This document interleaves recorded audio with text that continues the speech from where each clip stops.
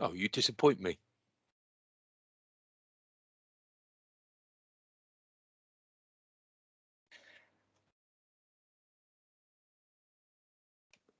Okay, so let's kick off. It's midday, so good morning to everyone. I hope you're all well.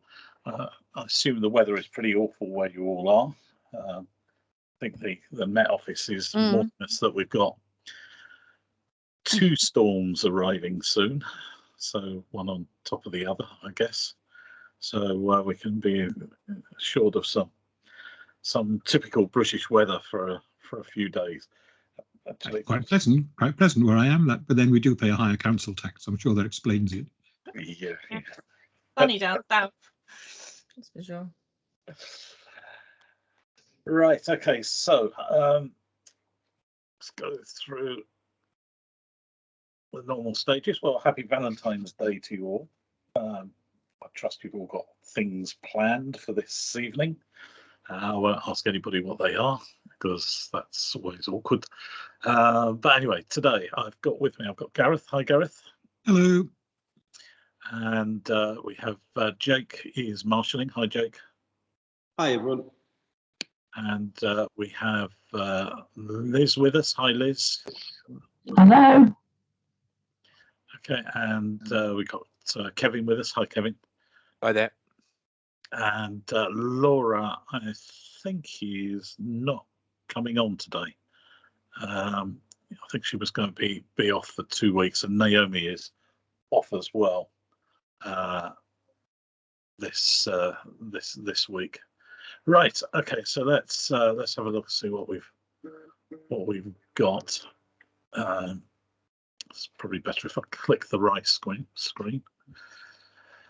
So we're going to start off as normal. And if anybody's new on the call, just raise your hand if you want to join in, and I'll open the line, or Jake will open the line, or you can type in the discussion box.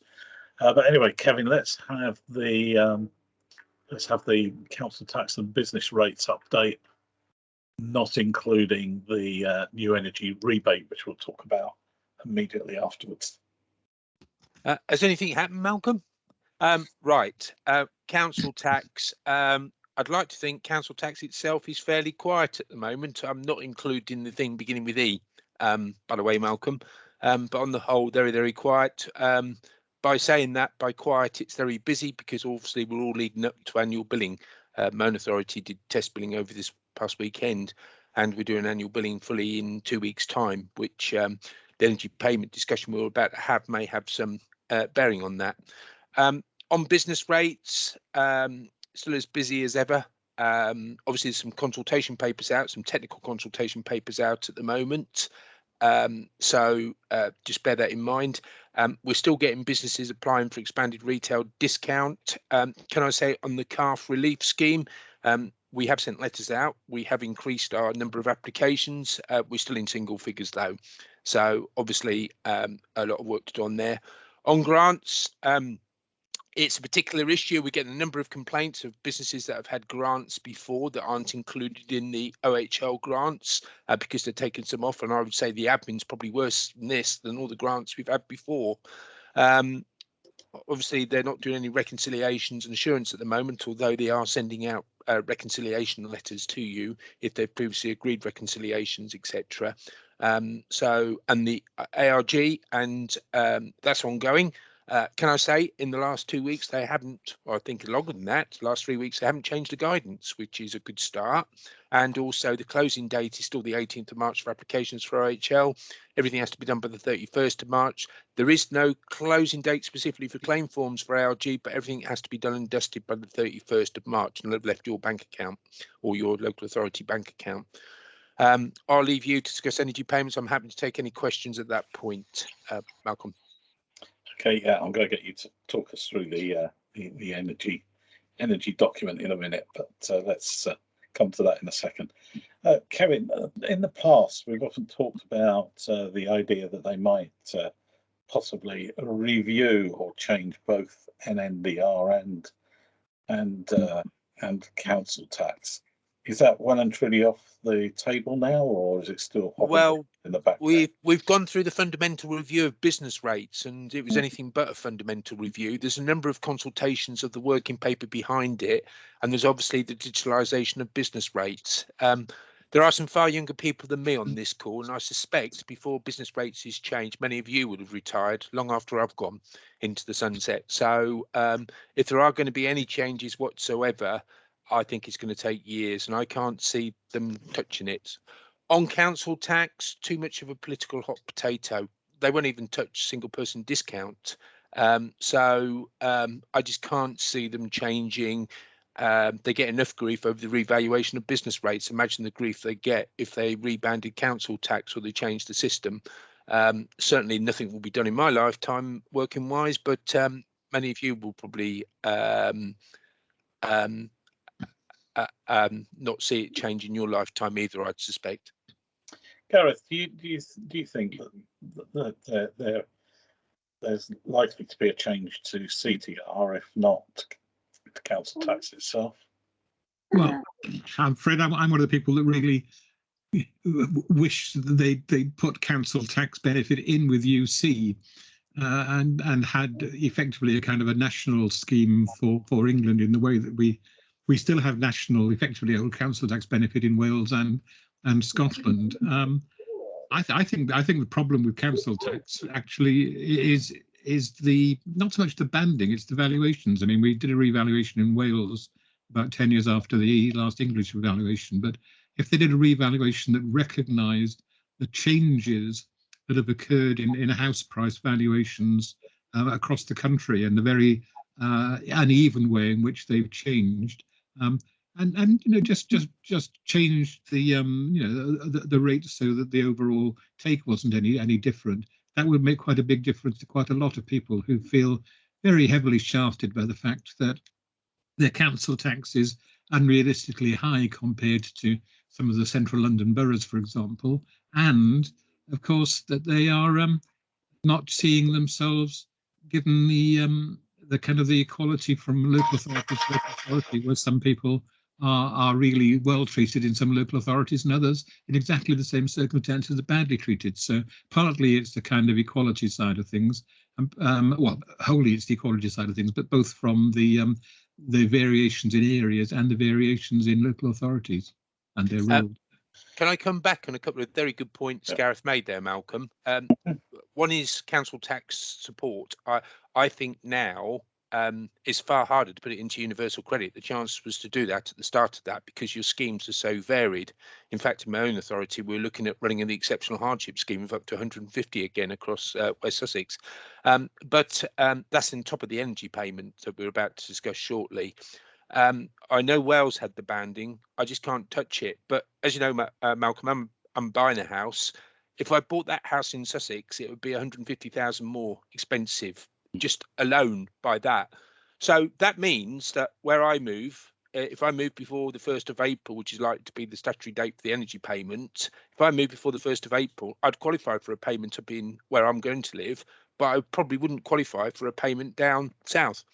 Does that make Gareth's point even more specific? Yeah, it does. I mean, I just think that there's going to be too many winners and losers, which is why governments will shy away from it. I mean, the winners are the right winners, obviously, but those that would be the losers have the loudest voices and the most money.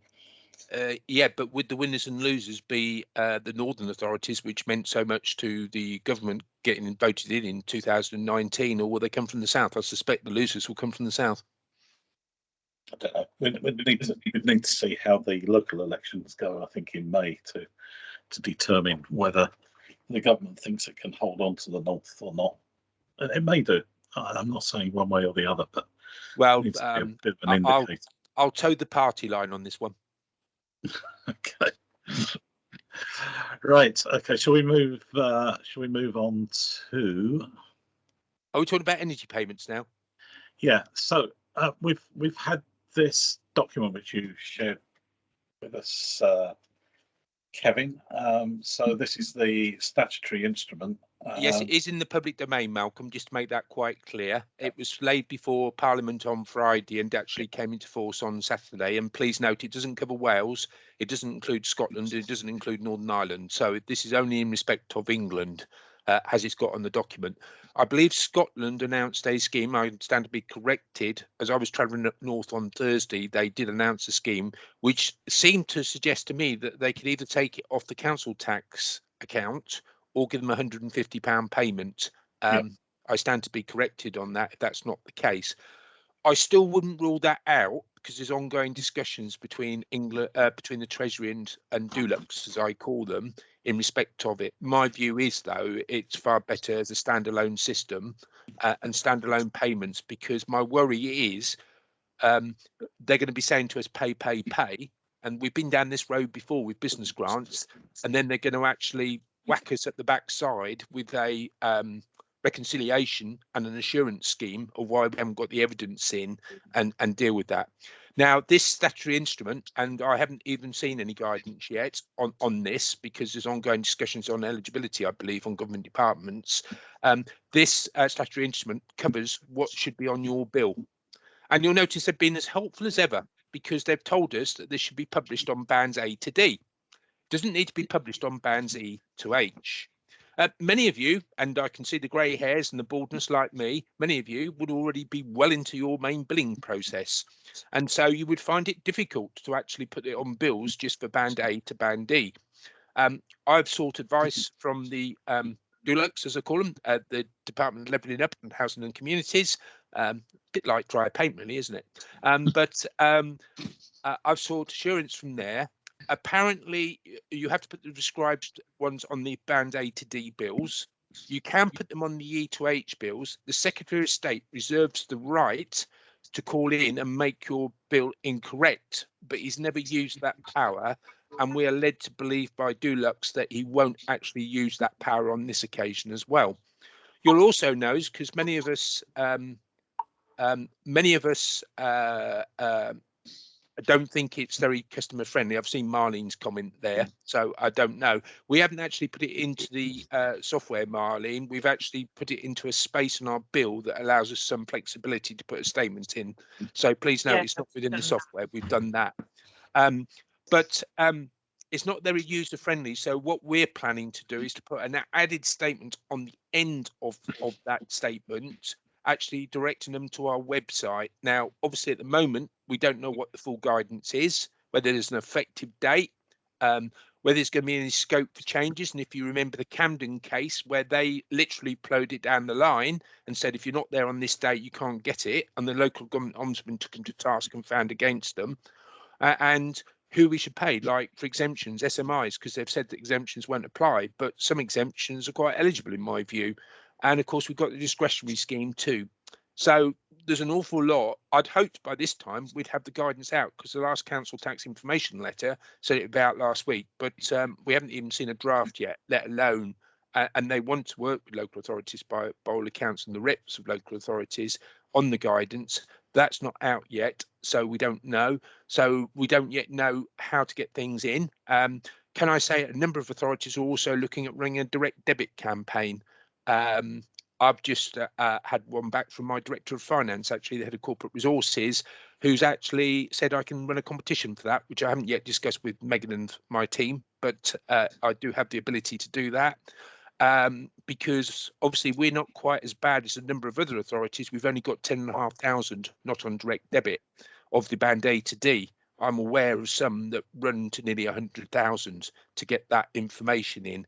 The payment should be made in April, from what I believe, but you may want to try and get the information in before that, or coerce, bribe people to get to pay by direct debit. So happy to take questions, Malcolm. That's as far as what I know. If anyone knows any more, please let me know. I can chip in from Wales, where there's a huge row going on because there's a disagreement as to whether we're actually getting any money for this. The Treasury are claiming that there's new money being given to Wales, 170 million, I think, to cover this. But Welsh Government has pointed out that actually it isn't new money. It's being taken away from the support that was being given for Omicron generally. So there's a really big political row going on in Wales at the moment. And until that's settled, we won't know how, whether, and to whom any extra support goes. Although Welsh Government have already doubled their previous support scheme and are giving £200 to people on working age means tested benefits as a kind of an energy support bit. Can I also suggest that it would be really nice if in your contact with council taxpayers, you did a bit of a take-up campaign for council tax reduction, because that's still really badly underclaimed. And if you're going to talk to all the council taxpayers, you might like to add that in as well. Certainly, Good talk to the suggestion. right group. Liz, you want to come in? Yeah, I just want to rewind a bit because there was a train going by and I missed what Kevin was saying. Kevin, were you saying that there's a possibility that this may turn out to be a rebate after all? Well, Scotland appear to have gone for that option. I know the Treasury have caused a bit of a stink about doing it outside the system. Someone's got their microphone on. Liz, can you mute yourself, please, because the echo is too loud. We can't hear Kevin's reply. Thank you. Apparently, I'm loud enough without the microphone being turned up. Basically, Liz, your point there is, whilst the council tax information letter said outside of the council tax system, apparently Board of Council Treasury get a bit of a stink about that. So I don't think, until I see it in black and white, I don't want to say one way or the other, but Scotland have definitely gone for a choice between the two. Now, my view is that if you've got a system of payments going out, the Treasury, by the time £150 isn't much, but by the time you've talked about the millions of payments that have gone out, the substantial cost to this, and the way that they've done the reconciliations for grants and the assurance for grants, this is like a grant. So my view is that the controls would be very tight. So if you've got payments in different systems, if you're taking it back against council tax, I think you've got to have a very good watertight. And certainly I would suggest having it all in one system outside of council tax. I do have a system that I'm planning to use that we use for grants myself, but that would be my suggestion, my proposal. Can I just pick up a couple of points on this? Really, just to sort of carry on a little bit from what Liz was asking in your answer, and it'd be useful if Kim is on this call as well. If you can see her, Jake, Kim might take a view. This isn't a particularly long SI. This one, I mean, it's only the 2 pages which we've got in front of us. It looks to me like they say quite clearly it's a rebate. So it's not pussyfooting around. Now, whether it's a rebate in terms of what we understand a rebate to be, that is a different question. But they've certainly named it as a rebate, which will have some legal implications. Malcolm, the DLUHC, Dulux, as I call them, have said specifically every time we've spoken to them, it's a payment outside the system. Oh, well, the Treasury have called it a rebate, and their wording is still a rebate. And all the press coverage is about a rebate off your council tax. Now, at first, Dulux and the Treasury wanted that taken off your April instalment, regardless. They just didn't want anyone to pay council tax in April. But we said, build that into our software. That's going to cause us issues. So please don't do that. Now, whether or not they fall back on that and give the authorities the opportunity to do it as a rebate, but all the discussions coming out of Dulux so far has it'll be a standalone payment outside of council tax based on a list from council tax. Right. Okay. I mean, I'm going to come to it being a payment outside of council tax in a minute, but I'm going to be a real pedant here and say, why change the habit of a lifetime, Malcolm? Don't be cheeky. I know where you live. For the moment. Oh no, I will know where you live as well. Yeah, this SI, which of course is the piece of legislation that says rebate. I mean, it's going to be a really tricky one. That's what I'm trying to get at. Is regardless of the dancing around the semantics on whether it is or whether it isn't a rebate, they have stated in the legislation that it is a rebate. But it's an energy rebate, not a council tax rebate. Yeah, okay. I think that's the important bit. It is an energy rebate. It comes in under the regs only because the regs also apply to the demand notices side of things. So the regs are there for the demand notice, and the rebate's an energy rebate. I'd argue, along with Kevin. Okay, yeah, that's what I was pushing you for, right? Okay.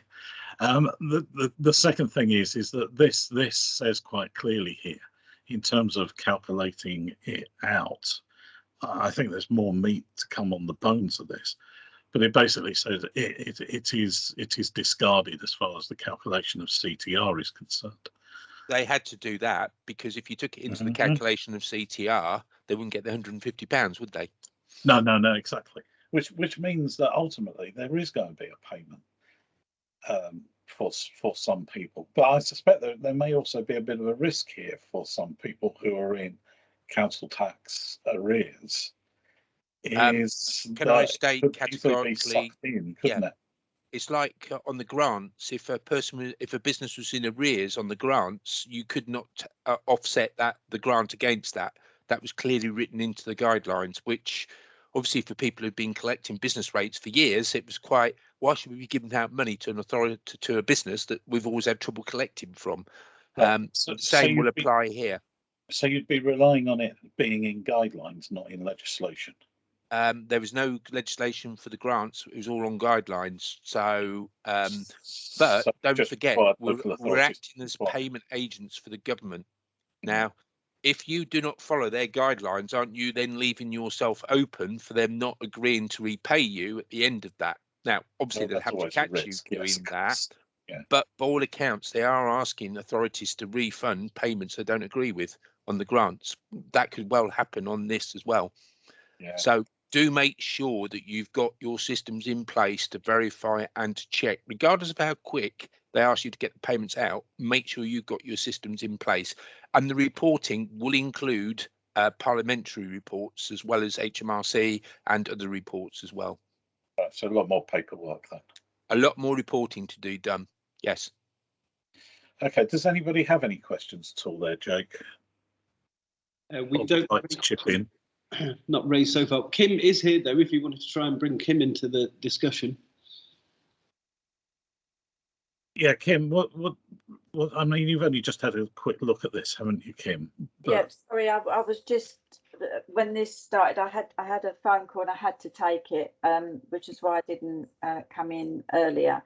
I did see this very briefly on Friday evening, and I'd looked for the CTIL that everybody's mentioned, but I couldn't find a copy on the government website. The CTIL hasn't come out yet, Kim.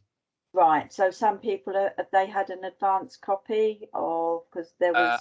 I got this sent by the Dulux, by my contacts within Dulux, but it has gone to SIPFA, it has gone to RRV, has gone to others. So. Yeah. But it hasn't been generally circulated, although I've tried to circulate it amongst my network. Yeah, I haven't seen that, so I'm going to assume that given that some people that might be eligible for this are on 100% CTR in some areas, that this £150 will have to be made as a payment rather than a rebate. Would that be a correct assumption? That is correct, and that is one of the reasons why I say you really need a standalone system. Yeah, and therefore this the regulation 3 here that inserts the new regulation 16 into the English CTR scheme is needed in order for CTR schemes to be able to disregard those payments. That is correct. So, but other than that, I don't know too much about this energy rebate scheme at this moment because I haven't been privy to any of the detail, any of the paperwork, I'm afraid. But if anybody's got anything to send me, I'd be grateful. There is nothing to send you at this stage other than what the Treasury notice sheet has, but I'd offer a word of warning with that because we had 3 versions of the guidance from BIS regarding grants up to they published it on the 30th of December. What we've asked is for Dulux to actually give us 1 version of the guidance and not change it. So they might be taking a little while longer. And the RRV sent them a letter on Thursday, I believe, which has been published by the RRV, asking for a number of guarantees, etc., which would be included in the guidance, like everything up front regarding the assurance and reconciliation process, and who should be entitled to this, and some of the issues that we've got regarding exemptions and owners being liable rather than the actual residents themselves. Yeah, I mean, it seems to me is there's just too many unanswered questions at this stage, and it's well, when billing that's already taking place, so this must be causing council tax departments an awful lot of angst. Yeah, it's also worth pointing out, of course, that there are similar disregard provisions for other means tested benefits, and presumably that includes HB as well. Yes, yeah. I mean, it will be needed right across the board. But I haven't seen a change to the HB scheme for this. There hasn't been a change as yet, but we have pointed that out. Yeah, and also, you know, if there's any similar schemes in Scotland and Wales, then there'll need to be amendments to their CT. I believe Scotland are meeting the authorities up there tomorrow. Yeah. And Gareth might know more on the Wales position than me, but Scotland are talking tomorrow to the local authorities who are having to administer up there. I can't understand why council tax has got it. I know it's the list of a council tax, but it is actually an energy payment. Yes. Why do council tax get it yet again? Or why do revenues get it yet again? Basically, because they're probably the only ones that can deliver it, I would suggest. Yeah, I mean, I wish I knew the answer to all of those questions, Kevin. I think local government, particularly Revs and Vens, are taking the brunt of all of these discretionary payments. I'd agree with that, and I don't think that's truly been picked up in a lot of local authorities, to be fair. Yeah, but, I mean, it's basically a targeting idea, isn't it? The assumption is that the poorest people are in those kind of bands of properties. Yeah, but because my point, they'll have the energy bills. Yeah, Gareth, my point is that all we're providing is a list of council tax properties. Now we can give that to someone else and then do it. But of course, the changes on council tax, if there is any flexibility, you'd need to have some knowledge of council tax to help. Yeah, I mean, this, somebody said earlier, sorry, I had half an ear on this and half an ear on the phone call, but somebody was saying about the disparities in the north and the south. I came up with that one. And, you know, that is absolutely true. There will be lots of people in the south that will be missed. I live in a very ordinary, small terrace house, nothing special about it whatsoever. And lots of people on low incomes will live in similar. And I'm band E because of the location of the property. And the question is, if you ask for a band reduction, ask the VOA to change it, even if they do it, it'll probably be done after the qualifying date. Yeah, well, I know I wouldn't get a banding reduction anyway because of where I live, but yeah. It's, you know, but there'll be an awful lot of people struggling and on very low incomes in similar sized property. Well, then you do have a discretionary scheme to administer. So there is a discretionary scheme, although how far that pot, I think it's 114 million offhand in England, how far that pot will go, I just don't know. No. And I know, obviously, if you're in a band D property in Kensington and Chelsea or Westminster, well, you're really going to be in need of this kind of level of support. Oh gosh, yes, absolutely. You really are. Yeah. I mean, be living in a garage. Yeah. Right. Someone did ask a question. I think it was Nikki asked a question whether it's a proper use of the list. We have questioned that, and the GDPR experts at Deluxe have told us that it is.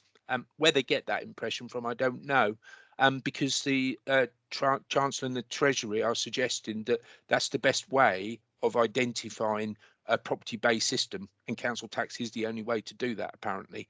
I noticed they've given us 6 weeks. They've given the energy companies who will make a massive amount more profit than what we will 6 months to prepare their scheme. So it just goes to show. But then, as I said before, we deliver in local government.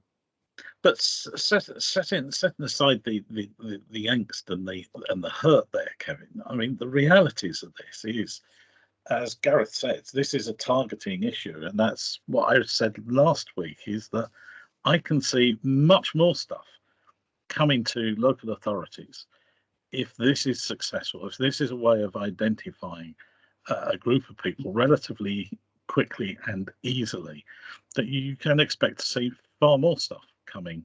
I hate to tell you this, Malcolm, but success breeds success, and the way that the grants has been administered, the way that we've taken on additional duties, etc. I think you're right. I just asked they start doing it in November rather than before. Yeah, I mean, I understand the arguments about success and everything, but here I'm just trying to pare it back, actually. Yeah, but what you've to, got to logistics and yeah, what you've got. Yeah, go on first. You can see the government seeing that this, rather like discretionary payments, they went a long time without going down the route or expanding on something like DHP. And then you start to get a raft of them. I can just see a raft of other things coming. If you think about it, Malcolm, one of the biggest ways of funding local authorities now is business rates retention, certainly in England. Now, we've got a revaluation from the 1st of April 2023 based at a time when the COVID was at a really, really bad time in April 2021. What impact is that going to have on revaluation? What impact is that going to have on the help? Because they've kept the small multiplier below 50 pence. That has been a political decision. Do you go further than that? Or do it? How far do you go? So what I'm trying to say is resources are going to dwindle. Finances and resources are going to dwindle in authority. Do you take it away from the front line and create even more angst when we're being asked to do so much more than what we did before COVID? And it's not just Revs and Bens we've been asked to do. I was thinking of changing my job title to the head of Revs, Bens and Grants and anything else they want to give us. But basically, I think it's going to be far worse. Yeah, and I mean, you need to think about that also in the round of what government is doing insofar as driving a digital transformation program at the same time. So one of the arguments about the impacts of the resources on the local authorities is going to be countered. I'm not saying I agree with this, so don't shoot the messenger, but will be countered with the arguments of developing more and more digital transformation in order to be able to focus resources on the more urgent cases. You can kind of see a pattern here, and in the overall, not just in this, but in the overall policy agenda of the government. And I suspect if we had a different government, that probably wouldn't change very much. I mean, that's in Wales. I mean, Wales is spending quite a lot of money on digital transformation. Can I just say, though, and I think my team has been absolutely fabulous, and that is represented out the country. But they're at the end of the tether now. They've had all these schemes thrown at them. They've had a massive number of schemes thrown at them for now 23 months. I would suggest that the support within our authorities has been minimalistic. The rest of it, they probably don't even realise the complexity of some of the schemes because we've made them so simple. We've made them work. And to have something else thrown at us and thrown at Revs and Bens yet again at their busiest time of year with annual billing, I think there are more people that will walk away. Can I ask, Kevin? I mean, in theory, at least, the administrative costs are met by government of. There will be new burdens. All of these kind of schemes, but I mean, actually, are they realistic costs? Might it be feasible, given what Malcolm's saying? That's a very, very good about question. Setting up. No, don't finish. Just if Malcolm's saying about this becoming a regular kind of thing. I mean, you could almost set up a little unit within council tax that was a profit centre, or at least a subsidy centre, if you could rely on more of these things coming along, and if the payments were sufficient. Can I just come in there, Gareth? New burdens funding. My actual views on new burdens funding, because I've been heavily involved in discussions with government bodies about that for the English authorities, and Dulux have paid very little on new burdens funding. BIS have paid substantial amounts for the grants, and I'm talking substantial amounts. I think ours is running over 600,000 so far, and there's more due. So on that, and I have retained it in my authority, whereas a number of authorities have put that into the corporate pot, even though Revs and Bens have been the ones doing it.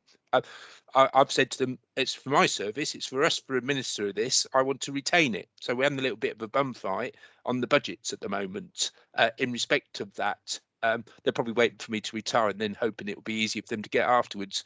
I think Dulux are going to have to pay a lot more for the administration of this scheme, because the administration is going to be far greater than what happened before. I think we've really got to get onto them to ensure. And if you'll notice, if you've seen the RRV letter, I'm happy to provide the link to that. It's one of the questions that was asked. But I agree with John that the amount they've given previously is atrocious. But there's a couple of points there. Going back to the question that Gareth asked about setting up within council tax, actually quite a number of local authorities already have teams like this that are either certainly within the same sort of area as council tax, if not council tax itself. I mean, if Laura was here, she'd be talking about the fact that quite a lot of this comes over to benefits at Oxford rather than remaining with council tax. And there are variations on all of this, right? There are very, I think it's a fair point, Malcolm. For example, my discretionary scheme will be undertaken in benefits. So I see that, because I think it's going to be very linked to there, possibly disabled relief as well, but very much linked to that. So that does seem a very good suggestion. Where that would fit in with benefits in the rest of the scheme, I don't know. But I think one of the issues here, Kevin, is that this, when we ask this, when we start to think about this, then we have to start to think about it in the difference between unitary or single tier authorities and two-tier authorities. I mean, it does seem to me, there's plenty of people on here who will correct me if I am wrong, or it's different at their local authorities, is that unitary authorities or single tier authorities are sort of tackling this in a different way, because they've been doing that for a while anyway, because there's a wider number of grants and things. I mean, just Cheshire West and Chester is a prime example of this and the stuff that they've done, and we help them with the Get Helps system for them as a single point.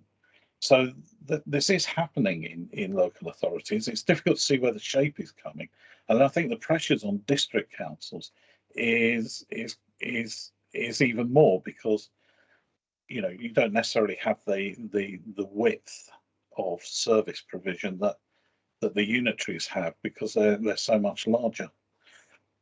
I think that highlights the different structure of local government.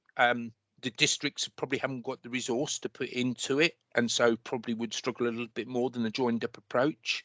I just don't know. I think we all, and this goes back to my point I made earlier on, where Gareth, I totally agree with him. CTS perhaps should have gone with universal credit at the start, but I just think now you've got so many different schemes, it's virtually made it impossible to put back in with universal credit. You can take it across now. Now, the opportunity to do it was in 2013, I think. So we have got that, but with the council tax reduction schemes, you've got a postcode lottery anyway, because different councils give different schemes. And for example, as I said, we're given exceptional hardship, likely to give that again this year of up to 150 for any CTS recipient. But I just wonder going forward how difficult it is for people, because the clientele will change and the pressure on our services going forward will be just probably even worse than what it is now. Okay, it's 12:38, so we're going to close off in a minute. Just a couple of points I'd want to pick up. First off, when you said about having a standalone system, I would be remiss in my duties if not to say that we can supply a standalone system. Team NetSol has got one that's used in other places for different things. Secondly, that, and I'm sure this is true of the other software providers as well, is that we're already making provision to cope with that within our BECS claims and change system for this new scheme. We're already working away on that. Yeah. Please note, Malcolm, my comments about a standalone system are not to be derogatory to any of the software suppliers. I've got a lot of time for them. They do a lot of work, and I know John's put some comments there. I do agree. My only view is the policing of it and where it fits for you. And of course, John made a point about the timescales and the reporting aspects of that. They may well have a solution. Do check with them. Okay, I think on that basis, we're not going to come back to the other subjects that we had for today. We'll maybe return to those later, but I need to let people get away now because it's have meetings and things like that. Next week, there's a chance that we may not have this session next week because in Team NetSol, certainly for my team, we've got no away day. We're planning for our new product launch later on this year, so we're spending some time on that. And Monday was the only day that we could find the venue to do the away day. But I'm going to check out the venue. If the broadband is good enough there, then we'll still have the session next week. But if I think it's a bit dodgy, then we won't be able to do it. So, but we will be back the following week. And the following week, of course, Gareth will be heading off to the US for a few weeks, won't you, Gareth? Yeah. I should be somewhere over Ireland when you're having that session, I think. Yeah. Can I say, if I do find out about the CTIL or the energy guidance when it comes out, I will pass it on to you, Malcolm, to push round. Okay. Thank you very much. Right. Okay. On which basis I'm going to call it a day. Can I thank the contributors, Kevin and Gareth, and also Liz. I'm sorry, Liz, we didn't bring you in very much because the line was pretty dreadful. So I'm sorry for that. Can you make sure, Malcolm, that she's going to ask difficult questions? She doesn't get that on at all. No. I'm going to have Liz on. Right. Okay. Asking difficult questions. And also, I have actually got another difficult question, but I will leave it until next time we meet. Okay. All right. We'll have to try and sort out your line there because that was very bad. No, I think I'll use a different machine. I think. Okay, all right. I can see Claire there. It's weeping the feedback. Okay, on that basis, thank you all very much. We may see you next week, if not the week after. Have a good week. Don't do anything I wouldn't. And remember, it's Valentine's Day. So for any of you who forgot to get a card or flowers, don't leave it for the petrol station later on. Do it early. Thank you, guys. Thank you very much. Bye-bye. Bye.